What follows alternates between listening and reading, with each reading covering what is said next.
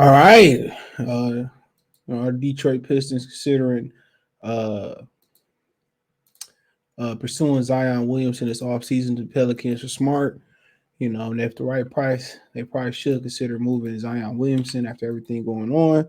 I believe they say Zion Williamson is now starting to do some court work, and he just simply don't want to be in New Orleans now. New Orleans ain't nowhere near the worst place to be in the National Basketball Association. I mean, you could be in Milwaukee, Indiana, Minnesota. Well, Minnesota not bad. I can't say that, but you could be somewhere far worse. And they saying that New Orleans Pelicans Zion Williamson's right foot progresses, excuse me, to full court work.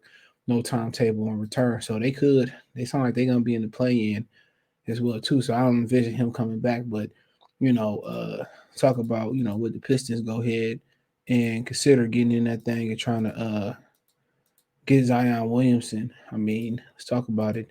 Talk about adding stars and whatever they would consider. It would have to probably involve the number two draft pick, which they still could get back in the lottery by possibly trading Jeremy Grant in a separate deal. Okay. Or maybe Jeremy Grant might be part of that deal with the number two pick. I mean, would you roll the dice on Zion? Obviously you would have to talk to Zion Williamson about his willingness to play in Detroit. If you don't want to be in New Orleans, I mean, probably you don't want to be in Detroit neither. You know what I'm saying? So, it didn't seem like it's some leadership quality issues there as well too. It says no secret, Detroit Pistons have had trouble drawing big name free agents in the last decade, mostly because they have stunk, which leaves the draft and trades as their main ways to get a start. Shout out to fans side Piston Power.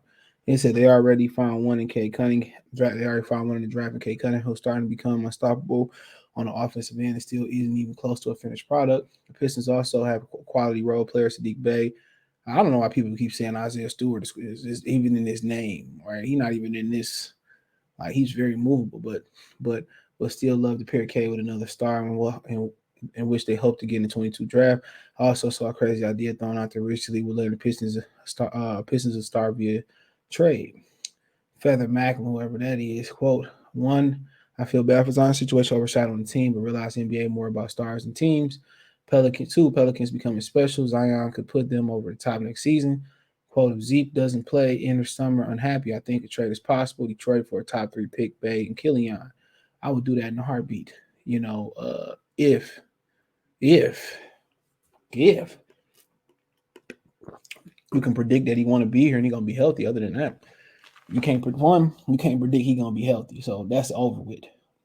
You know, and two, him and K, they give you a nice 1-2 punch, but then again, you still not good on the offensive side of defensive side of the ball. So there have some improvements being made. And then would you keep Jeremy Grant? In that situation, was you want to get back in the lottery with the Portland and somebody else, so they still can get back in the lottery, still get a quality player. But like I said before, I don't think he want to be in Detroit. You know, Before I get into it, I'm very familiar with Fletcher's work. He's a guy who loves to rock the boat, so please don't take Twitter too seriously. He loves to throw out fake trades, mostly to enrage Pelican fans and start discussions. So that's all this is. I'm not responding to the rumor because it's just a guy spitting balls on Twitter, but it's interesting. Zion Williamson, superstar with a fragile foot. All right, so we talking about some things. Like I said, with a fragile foot, somebody that had weight issues and a big fellow with foot issues or lower body issues is never good. Um, that trade, I mean, most people try to roll the dice on him, but if he don't want to be here, I'm not even rolling the dice on him. If he ain't healthy, I'm not rolling the dice on him. Regardless, when he plays, it's a thing of beauty, you know. And naturally, you can keep Jeremy Grant in this situation, and it will probably work very well. But one thing it don't do is kind of remind you of the Paulo Barancho situation. What it doesn't do, it doesn't provide you with a defensive stopper, and you lose your only defensive semi-stopper in Killian Hayes. So, like I said before, it don't really land. That's the one thing about it. So then you still need rim protection. Maybe you try to get back in that lottery and acquire, Mark Williams, or you still got some cash to spend in free agency too, So you still got some cash to spend in free agency. So maybe you can get it Mo Bamba or something like that. But I honestly don't think the Pistons is at panic mode though. In my opinion, I don't think they in panic mode. You know, I think if they did this, and they was in panic mode like next year, they vision didn't work out and they just pulled the trigger and they just did this, I would understand. I would after next season, I would understand. It's a panic move. You got to save your job, save your ass, whatever. Maybe Zion show that he healthy. But at this point, um, you got a top 3 pick. You can add a star. Hopefully, it's a healthy star. I mean, Jabari Smith's name has been ringing bells, and maybe I'll go live and talk about him later on today. His name has been ringing bells, so who knows? But quite frankly, man, you love the talent, but you don't love the intangibles. That's what you don't love. You don't love the intangibles.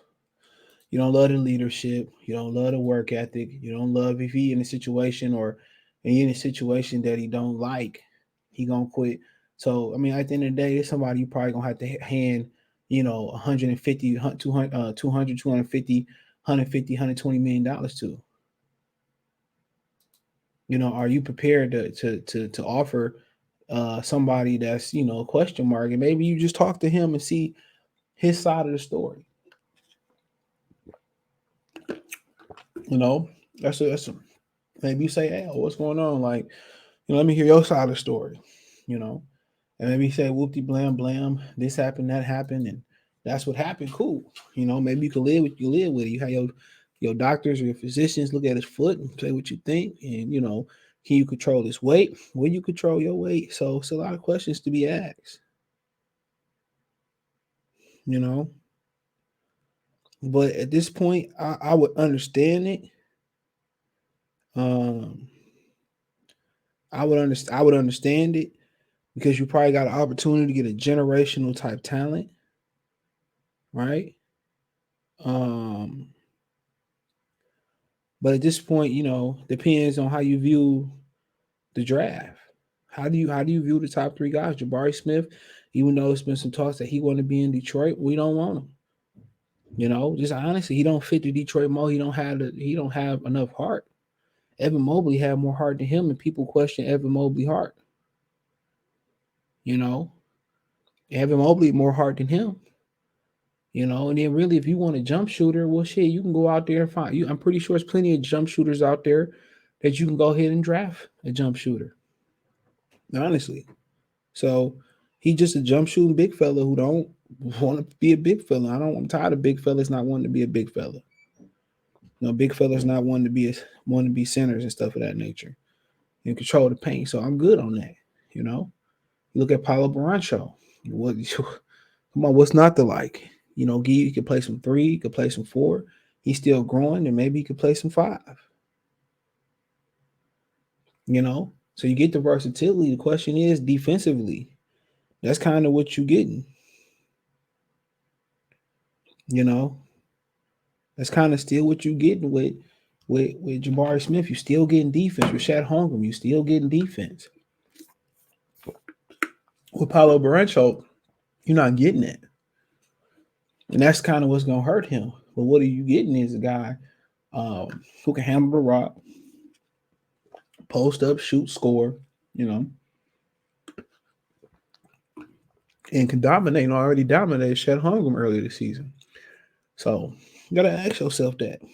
You know, no, and can you keep Zion is the question too. So you ask yourself a couple questions out there about this potential trade. But if you had to answer me, I understand some of y'all saying, well, just go for it. Trust me, I understand when people just saying, go for it. I get it. And I understand people saying, no, it's too much of a risk. I kind of side on that side of it.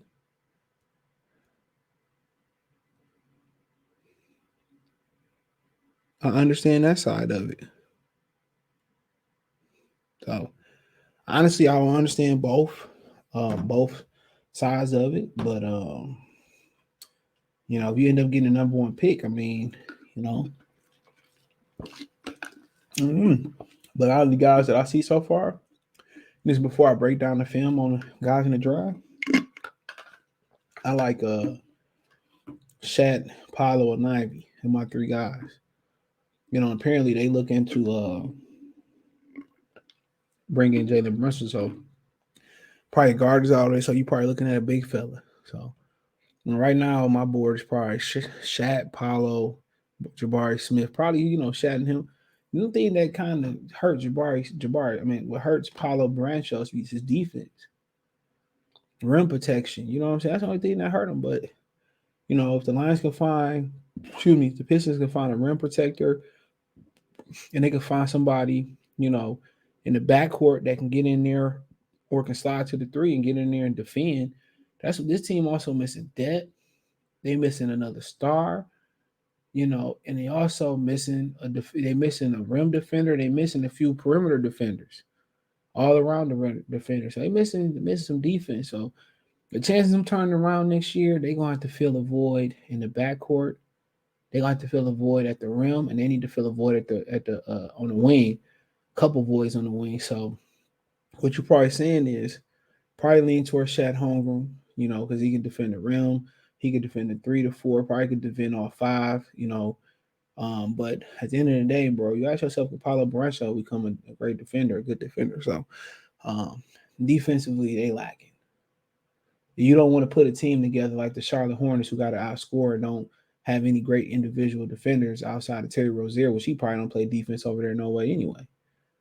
So, but Zion Williamson would definitely help in the rebounding category, the scoring category. But defensively, I think he adequate. But you just need studs defensively, bench, wings, and all that. But hey, let me know what you girls and guys think. Thumbs up the video, share the video, subscribe to the channel, next subscribe button with the bell icon button. Hit all notifications. Increase your chance to get notifications. We go live or drop a video. You can find me on Twitter, Facebook, Instagram. If you got a business question, inquiry, sponsorship, video request, Twitter, Fastway, Facebook, and Instagram. All the links in the description. Financially, you want to support the channel, Cash App, $ CJ Good 313, Venmo CJ Good 313, PayPal link in the description. Right on the bottom screen in the comment section. Appreciate the love and support. Peace.